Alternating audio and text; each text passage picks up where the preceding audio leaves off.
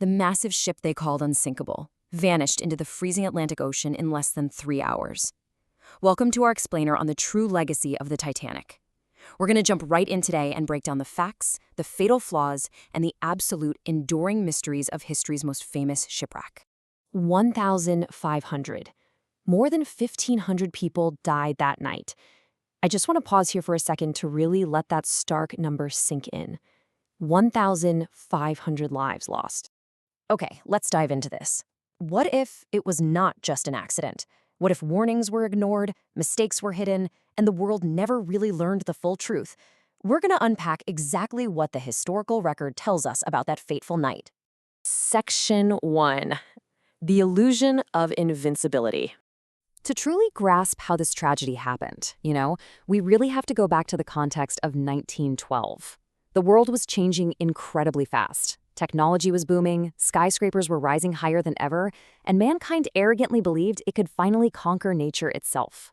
And this brilliantly illustrates that contrast. You had a ship nearly 900 feet long, with full-on swimming pools and private suites. It was literally the largest moving object ever created. And fueled by this sheer hubris, newspapers confidently called it unsinkable.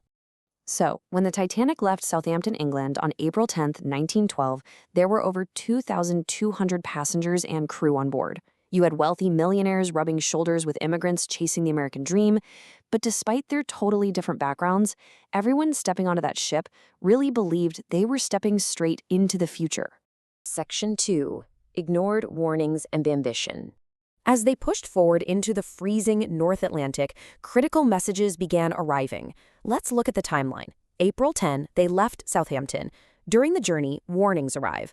Multiple nearby vessels were actively reporting dangerous icebergs floating directly in the Titanic's path. Yet, as they approached midnight, it was full speed ahead.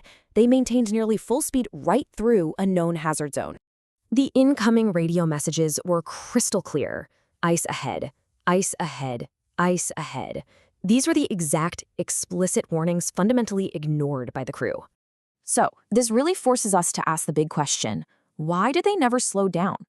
Looking at the historical record impartially, there are a few leading theories here. Some historians believe the company just desperately wanted to break speed records to impress the world. Others think the captain was under immense internal pressure to arrive early. Whatever the actual reason, slowing down simply never happened. Section 3. The fatal collision.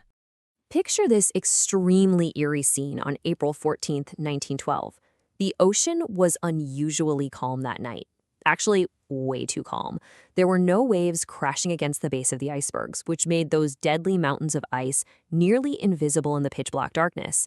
Then, at exactly 11:40 p.m., a lookout suddenly spotted the impending doom. Iceberg, right ahead.